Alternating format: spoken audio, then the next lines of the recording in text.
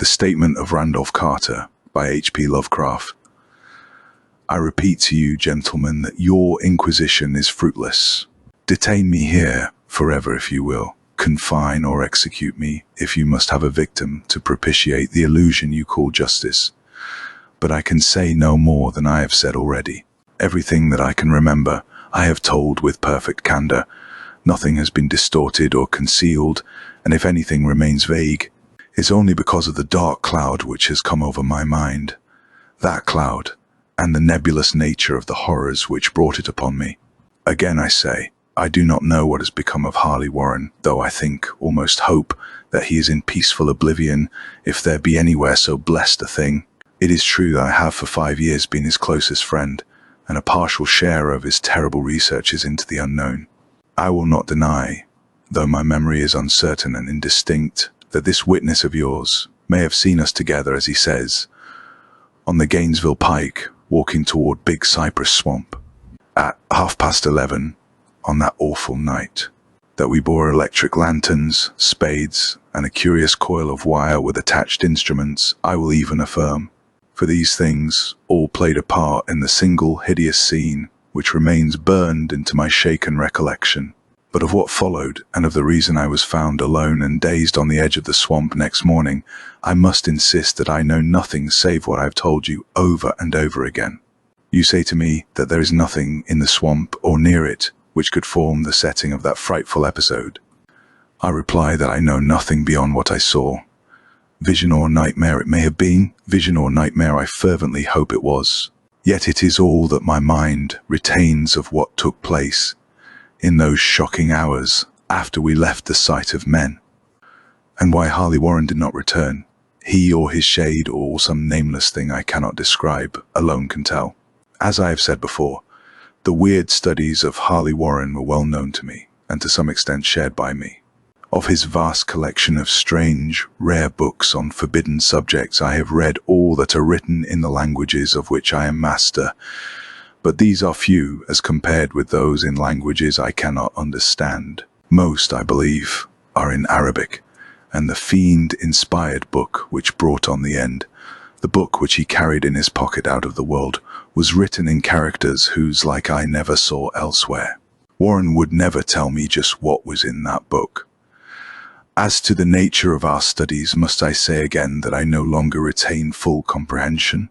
It seems to me rather merciful that I do not, for they were terrible studies, which I pursued more through reluctant fascination than through actual inclination. Warren always dominated me, and sometimes I feared him. I remember how I shuddered at his facial expression on the night before the awful happening, when he talked so incessantly of his theory, why certain corpses never decay, but rest firm and fat in their tombs for 1,000 years. But I do not fear him now, for I suspect that he has known horrors beyond my ken. Now I fear for him. Once more I say that I have no clear idea of our object on that night. Certainly, it had much to do with something in the book which Warren carried with him, that ancient book in undecipherable characters which had come to him from India a month before. But I swear I do not know what it was that we expected to find. Your witness says he saw us at 11:30 on the Gainesville Pike, headed for Big Cypress Swamp. This is probably true, but I have no distinct memory of it. The picture seared into my soul is of one scene only, and the hour must have been long after midnight, for a waning crescent moon was high in the vaporous heavens. The place was an ancient cemetery, so ancient that I trembled at the manifold signs of immemorial years. It was in a deep, damp hollow, overgrown with rank grass, moss, and curious creeping weeds, and filled with a vague stench which my idle fancy associated absurdly with rotting stone. On every hand were the signs of neglect and decrepitude, and I seemed haunted by the notion that Warren and I were the first living creatures to invade a lethal silence of centuries. Over the valley's rim, a wan, waning crescent moon peered through the noisome vapors that seemed to emanate from unheard-of catacombs, and by its feeble, wavering beams I could distinguish a repellent array of antique slabs, urns, cenotaphs, and mausolean facades, all crumbling, moss-grown and moisture-stained. and partly concealed by the gross luxuriance of the unhealthy vegetation. My first vivid impression of my own presence in this terrible necropolis concerns the act of pausing with Warren before a certain half-obliterated sepulchre, and of throwing down some burdens which we seemed to have been carrying. I now observed that I had with me an electric lantern and 2 spades, whilst my companion was supplied with a similar lantern and a portable telephone outfit. No word was uttered, for the spot and the task seemed known to us, and without delay we seized our spades and commenced to clear away the grass, weeds, and drifted earth from the flat, archaic mortuary. After uncovering the entire surface, which consisted of 3 immense granite slabs, we stepped back some distance to survey the charnel scene, and Warren appeared to make some mental calculations. Then he returned to the sepulchre, and using his spade as a lever, sought to pry up the slab lying nearest to a stony ruin, which may have been a monument in its day. He did not succeed, and motioned to me to come to his assistance. Finally, our combined strength loosened the stone, which we raised and tipped to one side. The removal of the slab revealed a black aperture, from which rushed an effluence of miasmal gases so nauseous that we started back in horror.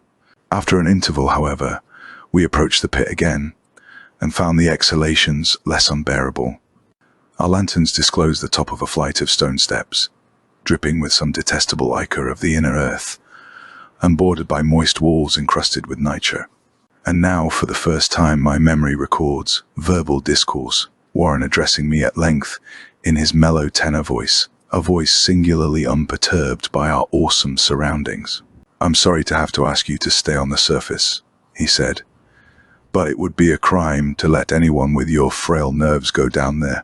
You can't imagine, even from what you have read and from what I've told you, the things I shall have to see and do. It's fiendish work, Carter, and I doubt if any man without ironclad sensibilities could ever see it through and come up alive and sane. I don't wish to offend you, and heaven knows I'd be glad enough to have you with me, but the responsibility is in a certain sense mine, and I couldn't drag a bundle of nerves like you down to probable death or madness. I tell you, you can't imagine what the thing is really like, but I promise to keep you informed over the telephone of every move. You see, I've enough wire here to reach to the center of the earth and back. I can still hear in memory those coolly spoken words, and I can still remember my remonstrances. I seemed desperately anxious to accompany my friend into those sepulchral depths, yet he proved inflexibly obdurate. At one time he threatened to abandon the expedition if I remained insistent, a threat which proved effective, since he alone held the key to the thing. All this I can still remember, though I no longer know what manner of thing we sought.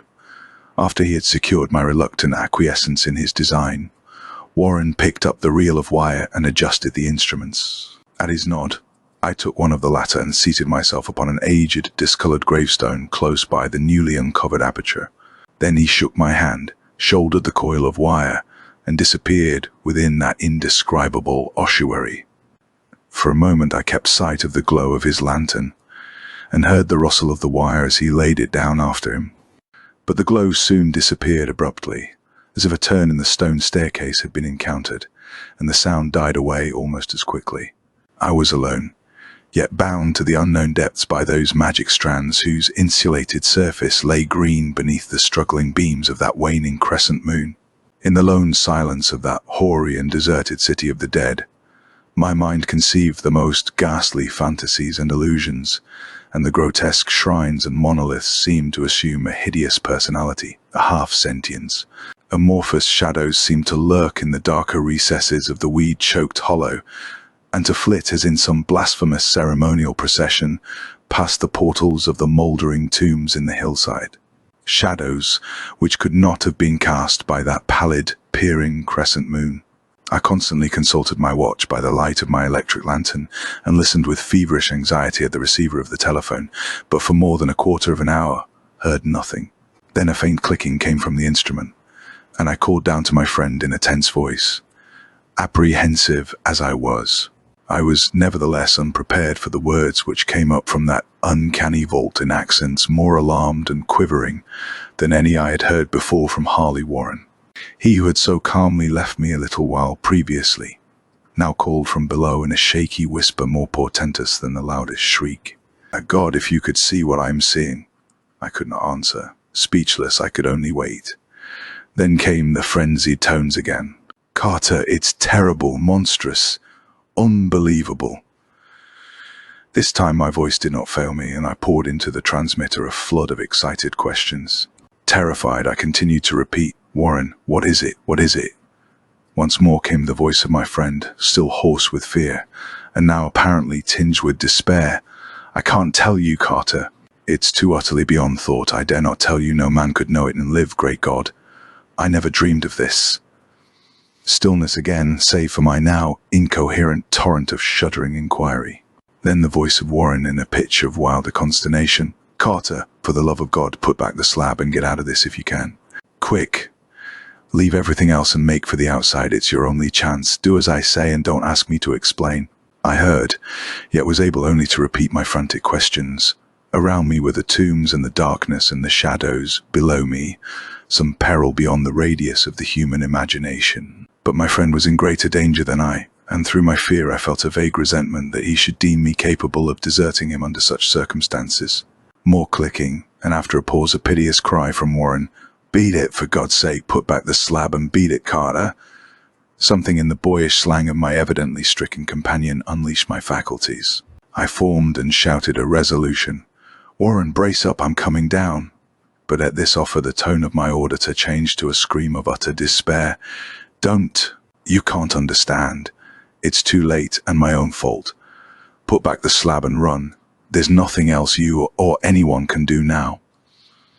The tone changed again, this time acquiring a softer quality, as of hopeless resignation. Yet, it remained tense through anxiety for me. "Quick, before it's too late." I tried not to heed him, tried to break through the paralysis which held me, and to fulfill my vow to rush down to his aid. But his next whisper found me still held inert in the chains of stark horror. "Carter, hurry, it's no use, you must go, better one than two, the slab." A pause, more clicking. Then the faint voice of Warren. "Nearly over now, don't make it harder. Cover up those damned steps and run for your life. You're losing time so long, Carter. Won't see you again." Here Warren's whisper swelled into a cry that gradually rose to a shriek fraught with all the horror of the ages. "Curse these hellish things, legions, my God. Beat it, beat it, beat it." After that was silence. I know not how many interminable eons I sat stupefied, whispering, muttering, calling, screaming into that telephone. Over and over again, through those eons, I whispered and muttered, called, shouted, and screamed, "Warren! Warren, answer me. Are you there?" And then there came to me the crowning horror of all, the unbelievable, unthinkable, almost unmentionable thing. I have said that eons seemed to elapse after Warren shrieked forth his last despairing warning, and that only my own cries now broke the hideous silence. But after a while there was a further clicking in the receiver, and I strained my ears to listen. Again I called down, "Warren, are you there?"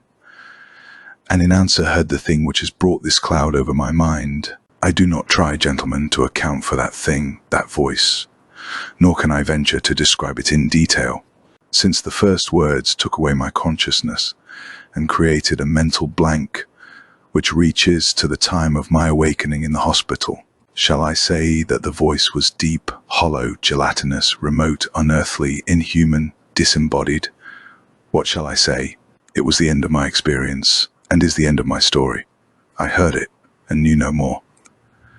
Heard it as I sat petrified in that unknown cemetery in the hollow, amidst the crumbling stones and the falling tombs, the rank vegetation and the miasmal vapors. Heard it well up from the innermost depths of that damnable open sepulchre, as I watched amorphous, necrophagous shadows dance beneath an accursed waning moon. And this is what it said: "You fool, Warren is dead." Read by Sir Charles Hindle Jones.